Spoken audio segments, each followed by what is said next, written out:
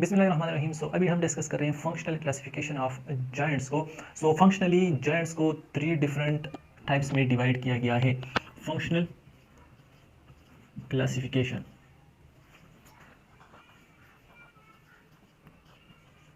अच्छा, सो फंक्शनली हमारे पास जॉइंट्स की 3 डिफरेंट टाइप्स हैं। नंबर 1 साइन आर्थरोसिस, सेकंड है हमारे पास एम्पी आर्थरोसिस, एंड थर्ड वन है हमारे पास डायआर्थरोसिस। अब इनको बारी बारी डिस्कस करते हैं। अच्छा, द बेसिस ऑफ फंक्शन मतलब ये है कि बॉडी में जितने भी जॉइंट्स हैं वो डिफरेंट फंक्शंस करते हैं। सही हो गया। सो कौन सा जॉइंट कैसा काम करता है, कैसे फंक्शन करता है, उस बेस पे 3 टाइप्स हैं। लाइक साइन आर्थरोसिस हैं तो ये मेनली ग्रोथ के लिए होती हैं। सो ऐसे जॉइंट्स को साइन आर्थरोसिस कहा। सही हो गया। एम्पी आर्थरोसिस स्लाइटली मूवेबल जॉइंट्स हैं, पार्शियली मूवेबल जॉइंट्स हैं, जो कि मोस्टली हमारे साथ जो फ्रिक्शन है या हम कह सकते हैं जो शॉक है उसको एब्जॉर्ब करते हैं। सो उसे हमने एम्पी आर्थरोसिस कहा, और जो मूवमेंट के लिए होती हैं उसे डाई आर्थरोसिस कहा गया। अच्छा, साइन आर्थरोसिस हमारे पास कौन से जॉइंट्स होती हैं? सो ऐसे जॉइंट्स जो कि फिक्स्ड होती हैं। क्या होती हैं? फिक्स्ड। फिक्स्ड का मतलब ये है कि ये इमूवेबल होती हैं, ये बिल्कुल मूव नहीं करती। अच्छा, ये क्यों मूव नहीं करती? क्योंकि ऐसे जॉइंट्स में बोन्स के दरमियान क्या होता है?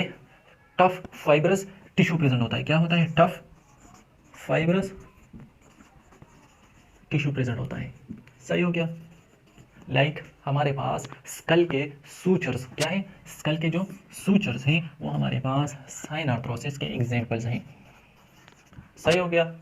डायग्राम में देखते हैं। सो लाइक सपोज ये हमारे पास एक बोन है। सही हो गया। और ये हमारे पास दूसरा बोन है। तो ये बोन्स एक दूसरे के साथ जब जॉइंट बनाते हैं तो उनके दरमियान क्या प्रेजेंट होता है? फाइब्रस टिश्यू प्रेजेंट होता है, जो कि इसको इमूवेबल बना देता है। सही हो गया। नेक्स्ट जो चीज इसको इमूवेबल बनाते हैं वो है बोन्स के जो सर्फेसेस है, बोन के वो सर्फेसेस जो कि क्या करते हैं? जॉइंट बनाते हैं। तो वो कुछ इस तरह होती हैं कि वो बोन्स एक दूसरे में इस तरह घुस जाती हैं, इस तरह, कुछ इस तरह। सही हो गया। टेल्स बनाती हैं और वो इस तरह फिक्स्ड हो जाती हैं, तो वो बिल्कुल मूव नहीं करती।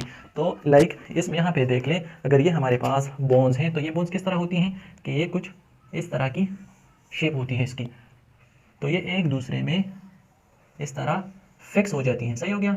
एक दूसरे में यहाँ पे इस तरह फिक्स हो जाती हैं तो इमूवेबल हो जाती हैं। सही हो गया। So this is all about synarthrosis कि ये फिक्स्ड होती है, इमूवेबल होती है। क्यों होती है? क्योंकि यहाँ पे जॉइंट में फाइब्रस टिश्यू प्रेजेंट होता है और वो एक दूसरे में किस तरह होती हैं? एक इस तरह एक दूसरे को जकड़ के पकड़ लिया होता है। सही हो गया। अच्छा, एग्जाम्पल क्या है? सूचर्स। नेक्स्ट है हमारे पास एम्पी आर्थरोसिस। सो एम्पी आर्थरोसिस हमारे पास ऐसे जॉइंट्स होंगे जो कि स्लाइटली मूवेबल होती हैं। क्या होती हैं? स्लाइटली मूवेबल, या हम कह सकते हैं पार्शियली मूवेबल। अच्छा, साइन आर्थरोसिस मेनली हमारे पास, क्योंकि ये इमूवेबल है तो ये किस चीज़ के लिए होती हैं? ये जॉइंट्स ग्रोथ के लिए होती हैं। They are specific for growth. सही हो गया। अच्छा, नेक्स्ट है हमारे पास एम्पी आर्थरोसिस, तो ये स्लाइटली मूवेबल होती हैं। और एग्जाम्पल इसका क्या हो सकता है? Intervertebral joints. इंटरवर्टिब्रल जॉइंट्स, दो वर्टिब्रे के दरमियान जो जॉइंट होता है उसे हम इंटरवर्टिब्रल जॉइंट कहते हैं। सही हो गया। लाइक सपोज ये हमारे पास एक वर्टिब्रे है और ये हमारे पास सेकंड वन है, ये हमारे पास सेकंड वन है। अच्छा, तो एम्पी आर्थरोसिस में क्या होता है कि बोन सरफेसिस को, जो कि बोन के उस सरफेस को जो कि जॉइंट में हिस्सा ले रहे हैं, उस सरफेस को आर्टिकुलर कार्टिलेज ने कवर किया होता है। और ये आर्टिकुलर कार्टिलेज कौन सा होता है? Hyaline cartilage. सही हो गया। इसी तरह ये भी हमारे पास आर्टिकुलर कार्टिलेज है। नेक्स्ट, ऐसे जॉइंट्स में हमारे पास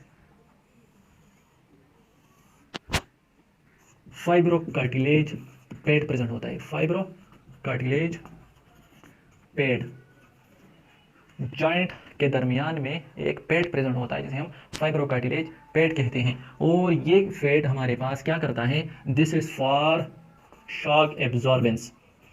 सही हो गया, शॉक एब्जॉर्बर के तौर पे काम करते हैं। और यहाँ पे अगर कंप्रेशन होती है तो उसको क्या करते हैं, ये एब्जॉर्ब करते हैं और जॉइंट को नुकसान या हम कह सकते हैं ट्रामा से बचाते हैं।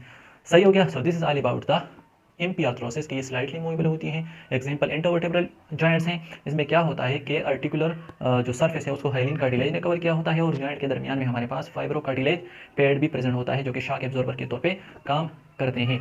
अच्छा, नेक्स्ट है हमारे पास डायआर्थरोसिस। तो ये हमारे पास क्या होती है, तो ये हमारे पास क्या होती है, freely movable. So these are freely movable joints. Most of the limb joints जो है वो हमारे पास डायआर्थरोसिस में आती हैं कि वो फ्रीली मूवेबल होती हैं। अच्छा, फ्रीली मूवेबल का मतलब ये हरगिज़ नहीं कि हर जॉइंट हमारे पास हर डायरेक्शन में मूव करेगा, नहीं, कुछ जॉइंट्स हैं जो कि रेस्ट्रिक्टेड हैं। सो यहाँ पे हमारे पास है एल्बो जॉइंट जो कि ह्यूमरस और रेडियस एंड अल्ना बनाते हैं। सो यहाँ पे राइट या लेफ्ट मूवमेंट नहीं होती, सिर्फ फ्लेक्शन और एक्सटेंशन होती है। सही हो गया। सो यहाँ पे मूवमेंट रेस्ट्रिक्टेड है। सही हो गया, एक प्लेन में रेस्ट्रिक्टेड है। क्यों है, क्योंकि यहाँ पे बोन का जो स्ट्रक्चर है और यहाँ पे जो लिगामेंट्स ने जॉइंट को कवर किया है, प्रोटेक्ट किया हुआ है, वो अलाउ नहीं करती इन बोन्स को कि वो एक प्लेन से दूसरे प्लेन में मूवमेंट करे। सही हो गया। सो यहाँ पे एल्बो जॉइंट में सिर्फ एक प्लेन में ही मूवमेंट होती है। सही हो गया। अच्छा, सो ये फ्रीली मूवेबल है। नेक्स्ट हमारे पास डायआर्थरोसिस के एग्जाम्पल में हमारे पास जितने भी साइनोवियल जॉइंट्स आते हैं जो कि हमने डिस्कस किए थे, 7 डिफरेंट टाइप्स थे, वो हमारे पास डायआर्थरोसिस में आ जाते हैं। तो साइनोवियल जॉइंट्स आर डायआर्थरोसिस जॉइंट्स। अच्छा, स्ट्रक्चर को थोड़ा डिस्कस करते हैं। सपोज ये हमारे पास एक बोन है और ये दूसरा,